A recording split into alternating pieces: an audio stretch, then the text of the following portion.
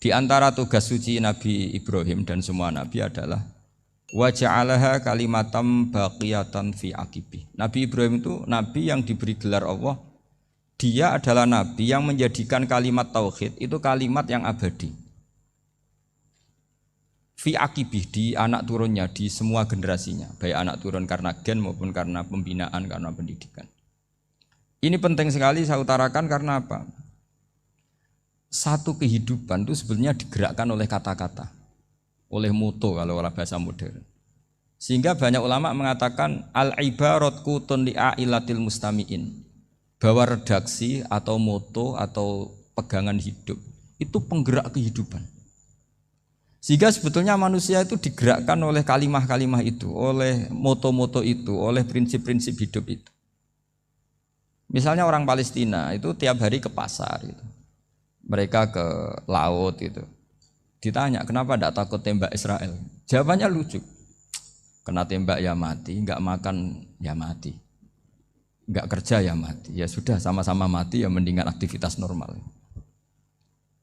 Tapi saya tidak menyarankan itu untuk melawan COVID. Ini cerita saja. Kamu jangan provokator itu. Karena ini wilayah sensitif. Jadi banyak orang yang poligami. Kalau ditanya alasannya gitu. Istri satu ya cerewet, dua ya cerewet, mendingan 4. Ya banyak ya gitu. Tapi ada yang kebalikan. Istri satu cerewet saja hampir jantungan. Apalagi 4, tinggal matinya kan gitu. Itu semua yang menggerakkan itu kalimat. Kalimat itu satu pegangan. Banyak orang loh yang nggak ingin jadi rektor tuh banyak loh Pak Bejo. Jangan kira semua dosen ingin jadi rektor. Melihat rektor sibuk rapat, mempertahankan reputasi Unisula, terus sering pegang kepala. Ngapain repot-repot? Jadi tukang sapu aja dapat gaji, ngopi, rokokan, selesai. Bodoh amat jadi rektor, mikir orang banyak. Banyak loh orang yang nggak ingin jadi presiden tuh banyak. Karena ngopi nyaman, gak ada yang ganggu. Mau tidur sampai jam 9 siang juga gak ada yang ganggu. Sehingga mereka melihat pegawai negeri itu gak keren, orang kok diatur jam, disiplin. Itu memang cara Allah membagi rahmat. Mau kamu apakan coba? Cara syukurnya dia seperti itu. Bapak saya dulu tuh sering ngajarin saya, diajak jalan-jalan pagi-pagi. Melihat orang ngopi, makan uduk itu bapak seneng. Kok enak jadi wong awam. Ngene esuk-esuk nyemak bocah kesel kabeh kono enak ngopi rokokan. Bapak kadang iri sama orang awam itu iri. Sudah gitu berharap masuk surga kan enak sudah gitu. Tahu-tahu mati, tidak tahu ke surga apa ke neraka ya tidak tahu. Jadi orang dulu itu orang yang bisa mensederhanakan dunia. Sehingga ya sudah cara bahagia. Makanya saya alhamdulillah saya ini kerjasama sama UII sama beberapa kampus. Memang amdan itu sengaja. Kampus itu ya punya sistem yang nggak bisa mewakili sistem kiai. Kiai juga punya sistem yang nggak terwakili oleh kampus juga sebaliknya saling melengkapi. Saya sering ketemu rektor UI, rektor kampus-kampus Islam. Mereka cerita, Gus pendidikan pondok harusnya dimodernkan gini-gini. Saya bilang, kalau pondok modern kayak kampus itu nanti saya ketemu Allah nggak bisa jawab. Kenapa Gus? Saya beri contoh gini. Kalau misalnya perempuan perawan lah atau apa saja, namanya perempuan, mau tanya tentang menstruasi atau haid. Kalau semuanya sistem kampus, dia harus kuliah dulu, registrasi dulu, kuliah dulu, bayar dulu, dan dapat jawabannya nunggu mata kuliah pas itu. Bandingkan kalau sistem pondok, saya tuh sering ke pasar sama anak saya dicegat sama ibu-ibu. Gus, anak saya ngalami gini-gini, keluar darah terus menerus, nggak 6 hari tapi 1 bulan penuh. Itu hukumnya apa Gus ya? Nanti saya mau sowan ke jenengan. Nggak usah sowan di sini aja. Ya sudah, sebelum mengeluarkan darah yang rutin seperti itu biasanya haidnya berapa hari? 6 hari ya sudah ikut yang 6 hari, yang lainnya istighatsah. Ngoten tok Gus, ya udah ya. Begitu terus di masalah udhiyah. Ya coba kalau semuanya pakai sistem kampus, daftar dulu, bayar dulu. Jadi ini nggak ada jawabannya, nunggu mata kuliah itu baru dapat jawaban. Itu biasa nggak sholat bertahun-tahun karena belum ada jawaban tentang itu. Nah itu kalau misalnya orang mati, tahunya cara memulasara jenazah itu nunggu kuliah dulu, pas mata pelajaran itu dulu, baru menangani orang mati. Berarti orang mati itu tergeledak semua. Tapi kalau kiai kan enggak. Kesini orang mati terbakar, kalau dimandiin malah badannya copot-copot, itu gimana hukumnya? Ini ada orang mati Gus Kendat, ini disolati apa enggak? Ada orang mati apa itu oplosan itu disolati enggak? So sering ditanya gitu. Gak usah registrasi Pak Rektor, gak usah registrasi, gak usah daftar, gak usah seminar. Makanya kalau orang kampus wani kiai itu ya kualat tenan itu, karena ini yang on time. Tapi pondok seperti saya ya ikrar seikrar-ikrarnya pentingnya kampus karena melatih efisiensi waktu, disiplin, tata kelola manajemen sehingga kita ya hormat. Tapi tadi kita harus saling melengkapi sehingga saya tunjukkan ke publik bahwa saya hormat sekali sama polisi, sama tentara. Coba kita bisa apa ngadepi bandar narkoba kalau enggak polisi? Bisa apa coba menjaga NKRI kalau enggak tentara? Begitu juga ya sudahlah kita memang fa inna yadallahi ma'al jamaah, kita berkah itu kalau bersama-sama. Enggak bisa kita sendiri. Nah lalu orang kayak saya itu ya beberapa kali sebetulnya saya itu ditawanin jadi doktor honoris causa apa. Kekhawatiran saya satu Pak Bejo, takut pas gak punya uang. Itu dokter gak ada duit kan gak pantas gitu. Jadi repot gitu, daripada beban lah sudah lah gak usah dokter. Jadi kalau gak punya uang ya pantas, terus kalau ngebis ya pantas. Suatu saat kalau mati gak ada yang hadir ya pantas, enggak dokter gitu. Kalau sudah dokter kok masuk neraka, kayaknya apalagi rektor kampus Islam kok masuk neraka itu kan kok kayak agak pas itu. Misalnya rektor Unisiola ditanya mungkar nakir, nggak bisa kan kayak gimana gitu.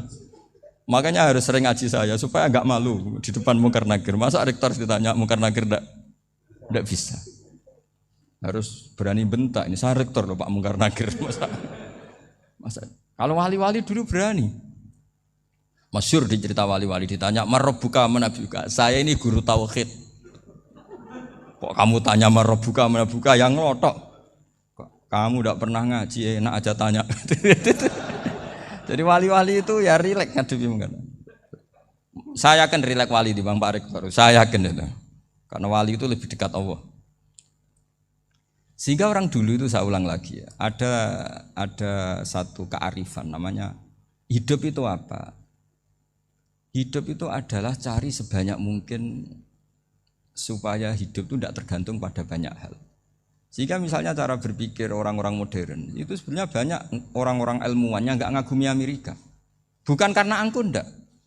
Untuk mempertahankan kebesaran negara sebesar itu, kebutuhan listriknya besar, kebutuhan tentaranya besar, kebutuhan apa.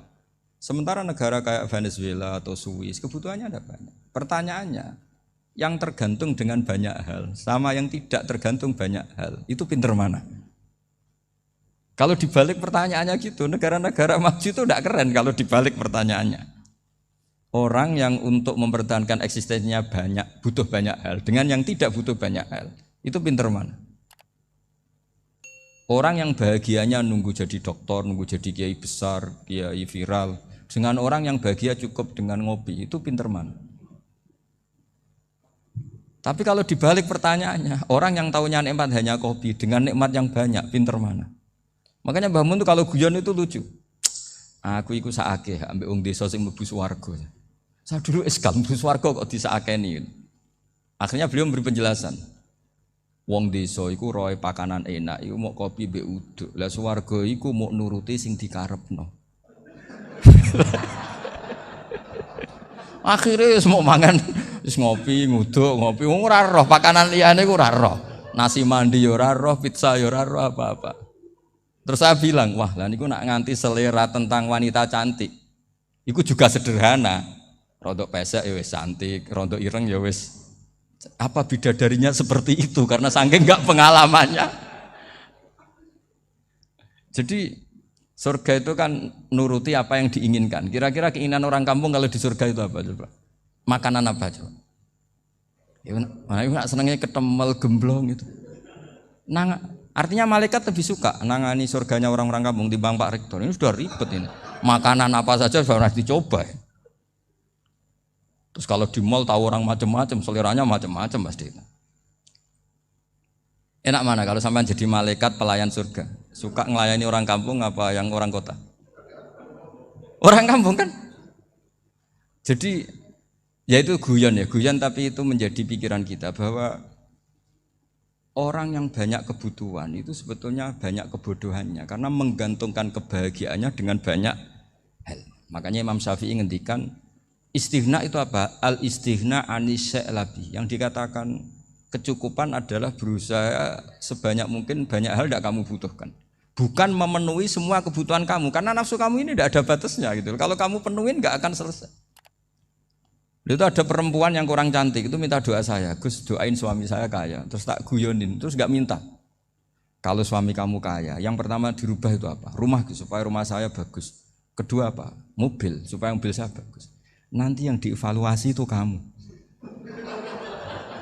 Mobil bagus, Alphard, rumah mewah, istrinya kamu pasti itu dievaluasi langsung nggak usah sudah gini aja kan. Jadi pertama yang dievaluasi itu kaya itu coba kalau suami kaya itu yang dievaluasi pertama rumah ya, rumah ganti, setelah itu apa? Mobil. Kira-kira berikutnya akhirnya sudah nggak jadi. Nabi Ibrahim itu pernah minta umur panjang. Keren umur panjang. Sama Allah nggak dijawab. Datang orang tua gitu mertamu ke Nabi Ibrahim. Terus disuguhi dikasih kurma. Apa itu? Kok kurma apa? Anggur yang sudah matang sekali. Sudah dimakan. Setelah dimakan meler keluar lagi. Dimakan lagi meler lagi. Terus Nabi Ibrahim masuk lagi ke kamar. Ya Allah, doanya tak cancel. Nanti kalau saya tua kayak itu. Jadi Allah itu nggak jawab langsung tapi ngirimkan itu. Akhirnya ya Allah nggak jadi. Nanti takut itu. Saya pernah ngalami jadi kiai tadi ada ibu-ibu ya kurang ya nggak pati cantik lah. Suaminya tuh miskin sekali. Minta doa saya supaya kaya. Bareng tak kasih pertimbangan itu udah nggak usah nggak jadi. Jadi itu kearifan. Tapi kearifan ini harus kita tanamkan. Saya nggak bisa membayangkan Indonesia yang besar ini. Andai kan tidak ada qanaah. Nerimo ing pantum. Coba sekarang ada Covid. Andai kan Indonesia tuh kayak Perancis. Saya beberapa kali punya tamu orang yang hidup lama di Perancis, bahkan dapat istri orang Perancis. Itu dulu nggak begitu mencintai Indonesia. Tapi setelah di Perancis 2 tahun, wah Indonesia hebat. Di Perancis tuh kata dia kalau cerita, semua kebutuhan masyarakat itu dibebankan ke negara. Apa saja minta negara, apa saja nyoal negara. Sementara Indonesia coba kalau Indonesia mengalami seperti ini kok tidak ada qanaah rimo ing pantum, bisa kios Indonesia. Orang miskin nyalahkan negara, kelaparan nyalahkan negara, apa saja. Tapi barokahnya dididik kiai jogeman nyalahno wong liya. Urip romo ing pandum, diame. Sampai enggak ngerti kalau Covid. Banyak tuh orang-orang kampung itu, orang lugu-lugu itu. Mbah niki saking Covid, salam ning Covid muga-muga umure panjang. Dikira Covid itu nama orang yang ahli sosial itu. Mbak niki dana saking Covid. Matur nuwun sampekno salamku muga-muga umur panjang. Bingung kan yang nganterin ini. Ini gimana yang mau menjelaskan? Memang enggak paham. Ribet kan. Tapi saya pastikan bahwa dengan keadaan seperti ini kita bahagia, kita stabil itu jelas barokahnya kalimah tadi, moto tadi atau pegangan hidup tadi. Makanya disebut al-ibarat qutun li'ailatil mustami'in, bahwa redaksi atau kata-kata atau pegangan atau filosofi hidup apalah namanya itu adalah penyemangat. Subhanallahi wa bihamdihi adada khalqihi wa ridha nafsihi wa zinata arsyihi wa kalimatihi.